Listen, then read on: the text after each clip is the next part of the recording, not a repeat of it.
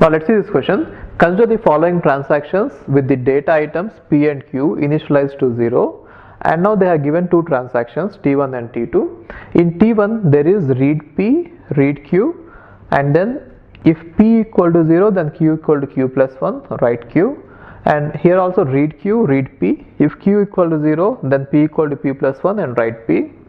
Any non-serial interleaving of T1 and T2 for concurrent execution leads to. So now they are saying that if you take any non-serial execution of this schedule, and now the schedule is going to contain these two transactions, if you try to execute it as a schedule in such a way that it is non-serial, which means non-serial means there should be interleaving, then they are saying that any such non-serial execution is going to have this: a serializable schedule, a schedule that is not conflict serializable, a conflict serializable schedule, a schedule for which the precedence graph cannot be drawn, right? So let's see this, how to solve it is. Now we can try to draw the, okay, first of all identify what are the conflicting actions. Mainly conflicting actions are, this one and this one, read P, write P, and then write Q, read Q. These are the conflicting actions, and other actions, no, they are not really important.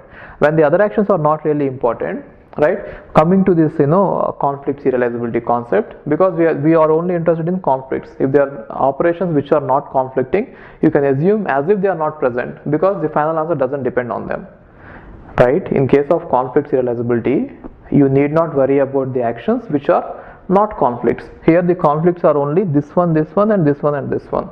So we are going to work only on these four. Right? Now what are the various combinations we can put these four actions into?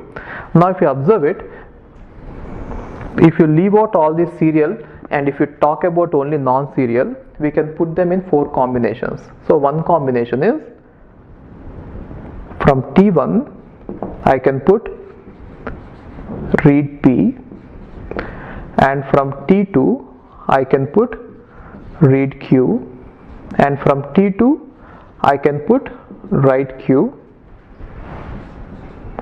write P, and from T1 I can put write Q. So this is one schedule possible, right? And the other schedule possible is, see, this is a non-serial schedule possible. I am writing only the conflicting actions, not the non-conflicting actions. Non-serial schedule possible with these two, right? And what is the other way? The other way is I can have this action T2 read first, and then T1 read P, and then T1 write Q, and then T2 write P, right? And what is the other combination?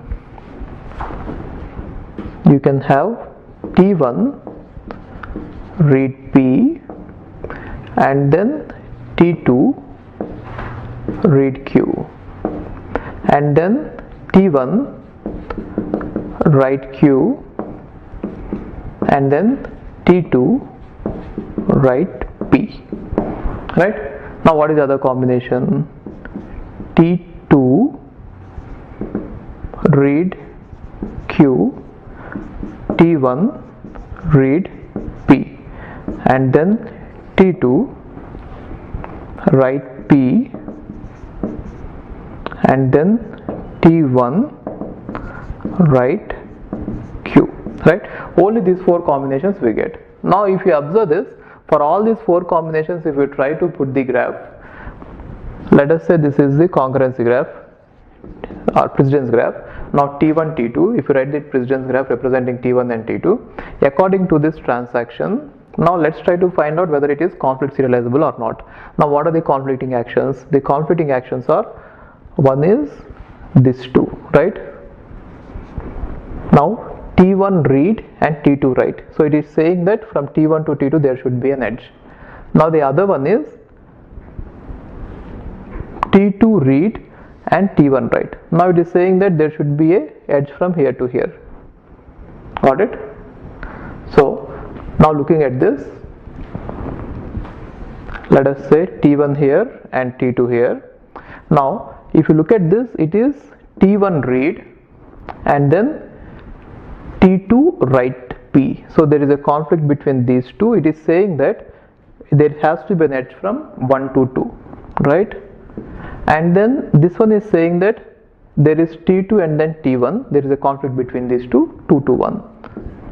Right? Again there is a cycle, therefore it is not conflict serializable. Here there is a cycle, not conflict serializable. Here there is a cycle, therefore this is not conflict serializable. Now let's see what happens with this.